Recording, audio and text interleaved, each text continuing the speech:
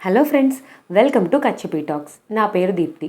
ఈరోజు నేను మనందరికీ ఎంతో ఇష్టమైన అక్బర్ బీర్బల్ స్టోరీస్ నుంచి ఒక స్టోరీ చెప్పబోతున్నాను.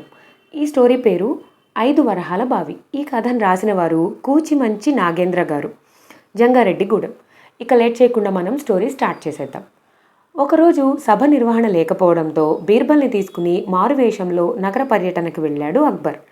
నగర శివారుల్లో రహదారి పక్కన ఓ రైతు దిగులుగా కూర్చుని ఉండడాన్ని గమనించాడు.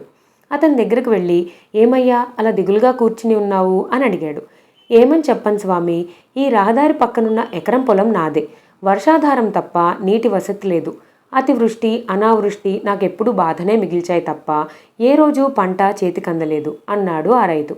బావుంది, ఓ బావి తవ్వుకోవచ్చు కదా అన్నాడు అక్బర్.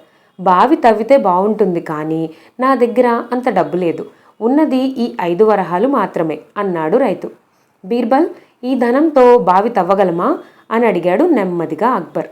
మనసుంటే మార్గం ఉంటుంది జహాపనా అన్నాడు బీర్బల్. ఈ 5 వరహాలతో బావి తవ్వించగలిగితే నువ్వు తెలివైన వాడివని ఒప్పుకుంటా అన్నాడు అక్బర్. సరే అని నవ్వుతూ రైతుతో బావి తవ్వవలసిన చోట 2 అడుగుల లోతు తవ్వించాడు బీర్బల్. అక్కడ ఒక వరహా పెట్టాడు. తరువాత ఒక అడుగు మట్టి కప్పించి మరొక వరహా పెట్టించాడు.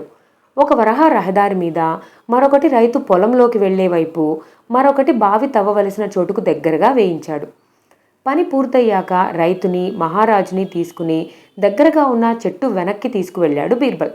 కాసేపటికి ఆ దారి వెంట బలిష్టంగా ఉన్న 3 వ్యక్తులు భుజాన పలుగు పారలతో వచ్చారు.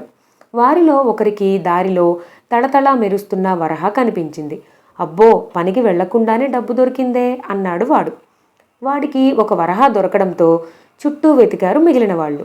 వాళ్ళకి కొద్ది దూరంలోనే పొలం వైపు మరొక వరహా దొరికింది. మరికొద్ది దూరంలో బావి తవ్వవలసిన చోట ఒక వరహా దొరికింది. ఒరే, ఇక్కడెవరో నిధి దాచిపెట్టారు, అందుకనే ఈ మట్టి తవ్వినట్టు ఉంది.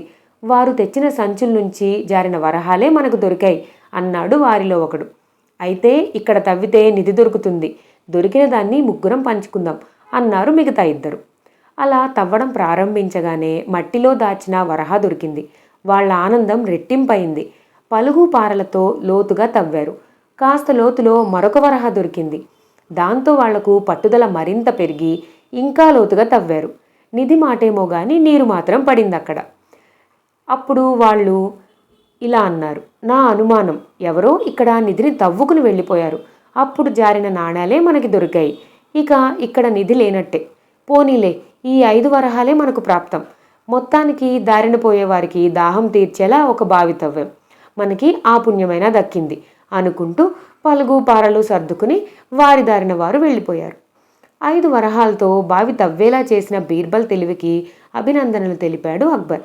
తనకు సహాయం చేసిన వారిద్దరికీ కృతజ్ఞతలు తెలిపాడు రైతు. ఇదండి ఈరోజు స్టోరీ. ఈ స్టోరీ మీ అందరికీ నచ్చితే ఛానల్ని సబ్స్క్రైబ్ చేసుకోండి. Thank you for watching.